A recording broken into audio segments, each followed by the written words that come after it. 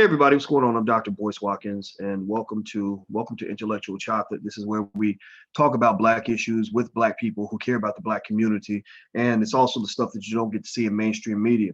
Now, as we roll into the conversation, I want to say hello to my brother, Attorney Gerald Griggs, out of Atlanta. Now, Gerald is the criminal justice co-chair of the Georgia NAACP. He's also the vice president of the Atlanta NAACP. So he's out here doing important work and fighting for our community. And I want to ask my brother, how you doing today, man? Thanks, man. Thanks for having me, Boyce. It's an honor to be with you. Oh, the honor is all mine, my friend. Now, you brought a case to my attention that I'm ashamed that I didn't know about it. It's the case of Jessie Murray, who was Yes. charged with shooting a police officer. Yes. Is that what was going on? Yes. In 2014, Mr. Murray was at a bar in Clayton County called Benefields with his wife. And during the course of being at that bar, he was attacked by four inebriated individuals, one of which was an off-duty police officer. During the course of that altercation, Mr. Murray was able to get away from those individuals and go outside. He went outside, got his weapon, and went back in to go get his wife. Before he was able to get back into the establishment, the four individuals attacked him and viciously beat him to the point he almost lost consciousness. During the course of that altercation, he was able to get his gun and it accidentally went off, killing one of the individuals who was an off-duty police officer. During the course of that, the individuals continued to beat him. They fired 4 shots at him. And then once the police got there, while he was in handcuffs, they punched him again.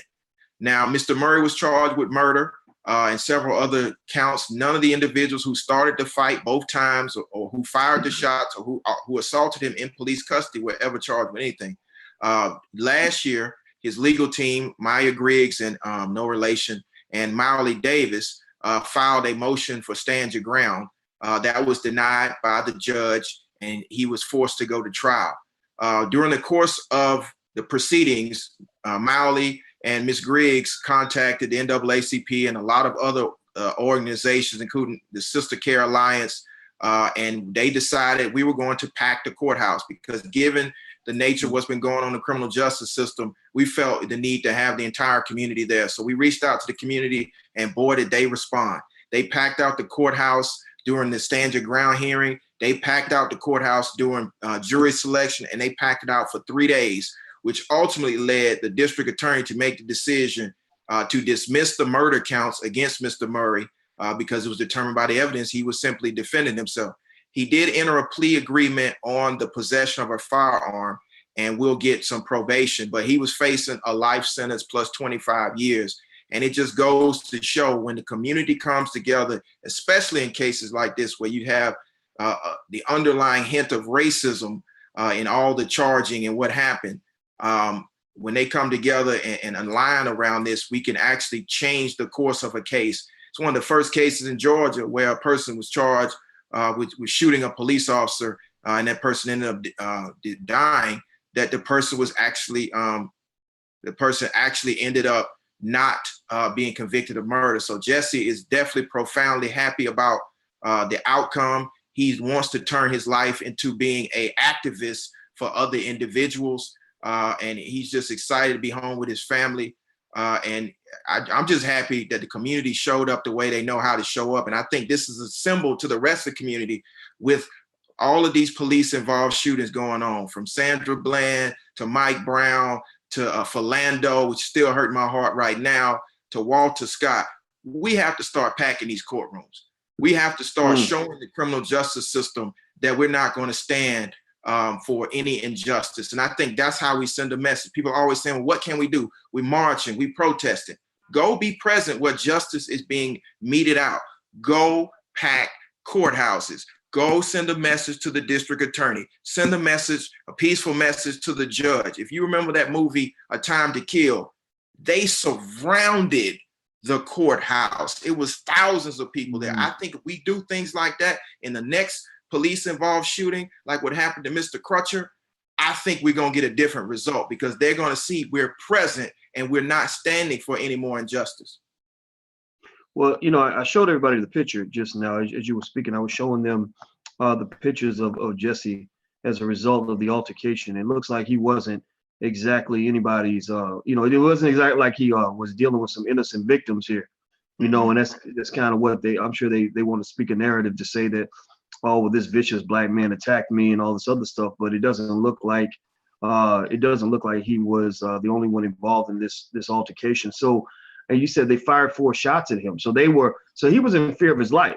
Yes, That and they were trying to murder him in yeah, there. Is that they were trying to kill Jesse, and they were trying to harm his wife. And so in Georgia, we have stand your ground, and you can defend yourself by threatening or either using deadly force to the extent necessary to protect you and another person. So it seemed obvious to me, as a lawyer in practice for 12 years, tried hundreds of cases, that this was a case where stand your ground applied. But of course, the judge decided otherwise. And so we took it to trial. And I'm so happy for his legal team. I'm happy for the community that this ended in a positive way, especially in the wake of Philando Castile and all of the others, Walter Scott and Freddie Gray. It showed the community that if we respond in a peaceful manner, but in a manner that shows, look, judges work for us, district attorneys work for us, police officers work for us, and if we hold them accountable at the place, at that courthouse door, from every single day of trial, being present, saying we're not going to stand for it, I think that we can cause change, and I think that's what happened in this case. Mm. Well, everybody who just tuned in, I want you to know I'm talking to Attorney Gerald Griggs. Gerald is the Vice President of the Atlanta NAACP and the Criminal Justice Co-Chair of the Georgia NAACP. And we're talking about the case of Jessie Murray. Jessie was charged with, let me ask you this, but was he charged with murder? Is that? Yeah, he was charged with premeditated first-degree murder. Premeditated first-degree murder in the shooting of a police officer. And the situation, it appears, based on what I'm seeing and what I've read, that there was a definitely reasonable doubt. There's definitely a stand your ground situation where he was defending his life, he was defending his spouse. Now let me ask you this. First of all, how old is Jessie Murray? Jesse's in his 30s. He's a relatively young man. He comes from a great family. He had no prior criminal history whatsoever. And I mean, he was basically a great member of the community. He was just trying to have a nice outing out with his wife. And these individuals felt the need to accost him, to assault him. And then it just continued on in the process, in the criminal justice process. But ultimately, again, the citizens stood up, and we saw a different result once they stood up. Wow. So was there, what does race play a role in this case, in your opinion? Because a lot of us are used to the black man versus, white police officers kind of scenario, but I know in Georgia it can be complicated. Sometimes the police officer's black too. Where does race kind of come into all of this? Well, again, Jesse and his wife were black. The 4 individuals were white. The deceased was white, and he was an off-duty police officer. So it's definitely that dynamic going on. And it's our hope that we can make the criminal justice system become colorblind, but I'm realistic. I know, in fact, that, especially here in Georgia, sometimes justice is not blind. But in areas like Metro Atlanta, where, there are a lot of concerned African Americans who want to see justice, I think we can force the system to do appropriate, racially neutral justice. And I think that's what happened. So again, the case was Jesse, as a black man, shooting a white man who happened to be a police officer, and then being charged with murder while, several, including the deceased, white individuals assaulted him. Wow. So, what's been, at what point was this verdict announced? Out of curiosity, I told you I'm ashamed that I didn't know more about the case. Wednesday evening. Wednesday evening. Okay. And so, how's the family doing? How's Jesse doing? Jesse's doing great. I talked to him on Thursday. He's doing great. He's more resolved to get out in the community and let his story be told. He wants to be an activist. He wants to use the platform that this case has given him to teach other communities how you can stand up for your rights and how you can bring the community together in these difficult times. So he's doing well. He comes from a great family. They were behind him every step of the way. Again, he had a great legal team. Miley Davis from the Davis Bozeman law firm, and Maya Griggs did a phenomenal job, and all the community organizers did a great job. The Clayton County NAACP, the Georgia NAACP, the Sister Care Alliance with Nia Walker and Nana Paris. It's some great organizers down here, and we just want to replicate that organizing and that legal strategy around the country, with lawyers coming together with community organizations to send a message to the criminal justice system, especially in the era of Trump and the era of Jeff Sessions, that our communities will not stand by and allow you to come in and destroy our communities under the guise of law and order. Well, everybody, I want you to know I'm talking to Attorney Gerald Griggs about the case of Jessie Murray. I'll say this, I think that when you look at the criminal justice system and you just sort of see just how cops are able to murder Black men with impunity, without even, most of the time, without even getting indicted, and definitely without being convicted, it's an incredible slap in the face, but yet a reminder of the country that we live in. But then also what's fascinating, not even in a very negative way, shockingly fascinating or sadly fascinating, if you will, is the fact that on the flip side of things, when it comes to just basic things like self-defense, I don't think that Black people have ever felt that we have the right to self-defense. We've never had that. We've never had, there's even Tupac. I remember, I don't know if you remember a song he had called "Only God Can Judge Me." There's a part of the song where he says, "There's no such thing as self-defense in the court of law." And even Ice Cube said once, "I'd rather be judged by 12 than carried by 6." And it's kind of like this understanding that as a Black man, you don't have a right to self-defense. You don't have a right to stand your ground. You can't say, "Well, my life was in danger." But you see so many cases where a Black man was murdered, and all the white guy has to say is, "Well, I felt like my life was in danger." And then they show a picture maybe with the kid with a blunt in his mouth, or wearing, with tattoos on his arms, and they'll say, "Oh, well, he looks dangerous. He looks like a thug." And so it just makes you feel hopeless, And so I'm curious, in the legal community, what's the conversation in terms of what we can do to kind of remedy this injustice, other than burning things down and fighting people? I mean, because I don't know what else there is that can be done. I know you said pack the courthouse, and I love the fact that it works. And what I want to encourage everybody to listen to do is do what he's saying. Go, pack the courthouse. When the case happens in your city, pack the courthouse. But I remember, when we were fighting for Judge Olu Stevens down in Louisville, Kentucky, I went down there to protest on his behalf because he was one of the few judges that spoke up against the use of all white juries to convict Black defendants. Yes. And I remember feeling like, wow, these sons of bitches are not going to listen to anything that we have to say. They will be defiant. They will. It's almost as if they will issue a ruling in defiance of what everybody wants, just to show you who's in charge. Yeah. What do you think about that? What are some ways that we as a community can really challenge some of this? Yeah, and I love Judge Olu. I mean, he said what a lot of us were thinking in the community, and I commend him for standing up.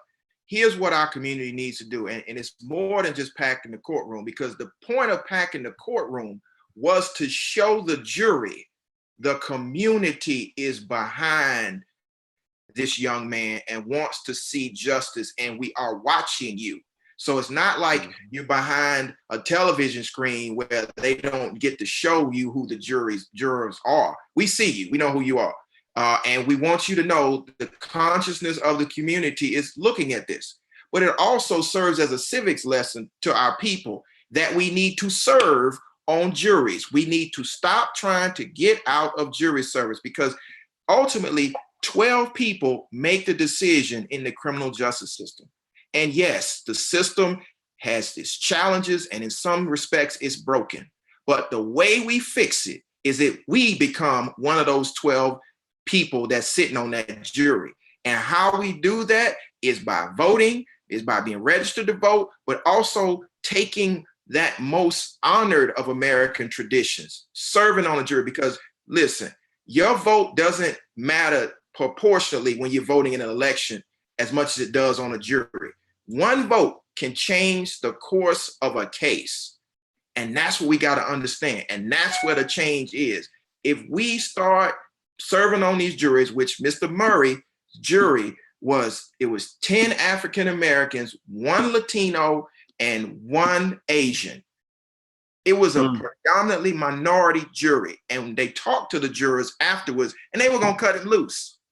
If you understand that, and we start preventing all white juries by being present, by not getting up in jury service, and I heard this so many times, man, I can't serve on the jury, bro, because I can't be fair. Oh, you can be fair. You can say, I will make my decision based on the law and based on the facts. You're not supposed to set aside your opinions or your beliefs. You're just supposed to judge it based on the facts and the law. If we can start saying that, we'll start serving on juries, and then we'll start holding this system accountable.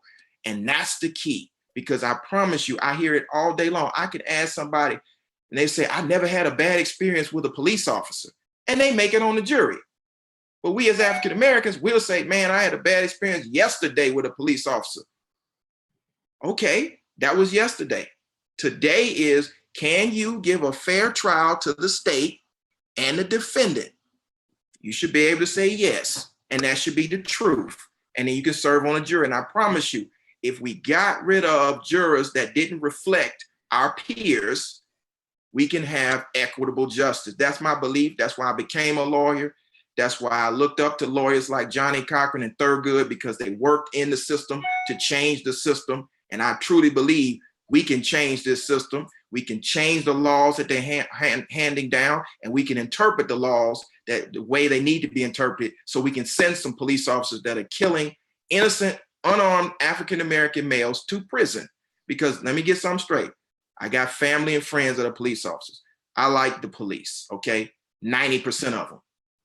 But the 10% that are terrorizing our communities, that are committing atrocities that end in death, need to spend the rest of their life in prison.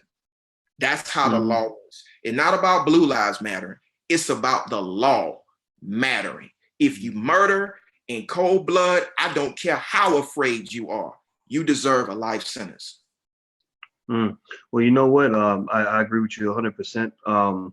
You know, my father was a cop, and for 25 years. And so I will never hate all cops. I can't do it because I don't hate my dad, you know, but at the same time, that corruption is real. And I'm glad we have attorneys like you out here fighting, because you got too many people graduating from law school looking for the big paycheck, but they're not looking for the big reward for the community. So I want to say thank you for your service, Attorney Griggs. We really appreciate everything you're doing. Yeah. And I just want all your listeners to realize we can change this system if we join together with the lawyers and the community groups. We start packing these courthouses.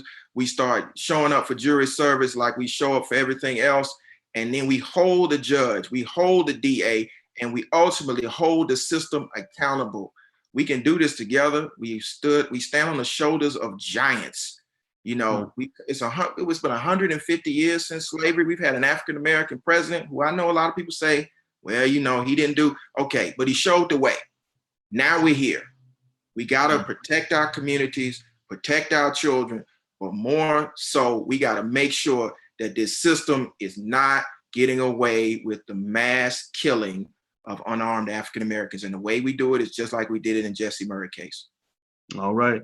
Well, everybody go look up the Jessie Murray case, and also look up Attorney Gerald Griggs with the Atlanta. He's vice president of the Atlanta NAACP, and he's the criminal justice co-chair of the Georgia NAACP, and he's a freedom fighter. You know, he's the kind of lawyer I respect. When I gave a keynote at the National Black Law Student Association conference a few years ago, Charles Ogletree was there, and a lot of these young Black lawyers were there. And one of the things I just really felt compelled to tell them, and I had to say this quick because I actually have this person, I have another meeting that's supposed to happen. But I just told them, I said, you know, what are you here for? Why do you exist? You know, do you exist to be a paper pusher at a big white law firm where you ain't doing nothing that matters to nobody? Or are you here to make a difference? Now, it doesn't mean you can't make your money. Go get your bread. But after you go get your bread, think about more than just stacking up paper for yourself. Figure out how you're going to help the people that built you, you know, help defend the community that matters to you, because some of our greatest defenders in the community are our attorneys. And if all of our attorneys are all spending their time, you know, focused on bullshit, then that doesn't help anybody. So I want to say thank you, and thank you for being patient with my incredibly inarticulate assessment of what you do, man. But I respect you, brother, and I'm gonna bring you back when we get a longer chance to talk, man. And any other cases that come up, feel free to use me as a resource. I'll be more than happy to share this with people, because I do believe that when we come together, we can make things happen. So thank you, brother. I appreciate that, brother. Thank you for using your platform. And to the young law students, tell them this: there are giants in the field, like Billy Murphy out in Baltimore, who represent the community. I had the wonderful time sitting down with him. He said, you can represent the community and the community will take care of you. So again, you don't have to work for a huge law firm to make a difference or to be comfortable. But what you need to do is be responsible to your community and give back to your community, because that is what got you where you are. You didn't get there by yourself.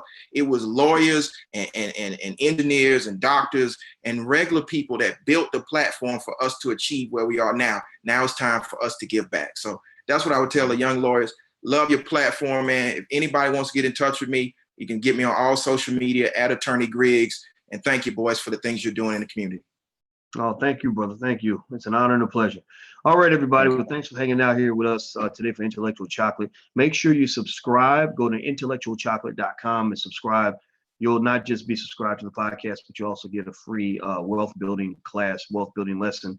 You can be part of our Black Family Wealth Building Pledge that we put together. We're getting as many families as possible to pledge to teach their children the basics of wealth and to make wealth building a part of your family culture. Also, don't forget, I'll be in Philadelphia July 7th that weekend. So you can check that out at drboycephiladelphia.com. And also, don't forget, the All Black National Convention takes place September 29th through October 1st. That's in Louisville, Kentucky, Simmons College, the 107th HBCU in America, headed by Dr. Kevin Cosby. It's going down. It's going to be amazing. You're going to love it. Thanks again one more time to Attorney Griggs. I appreciate you, brother. And I look forward to talking to you in the future, homeboy. All right. Thank you, brother. All right, brother. Talk to you soon, man. All right. Peace.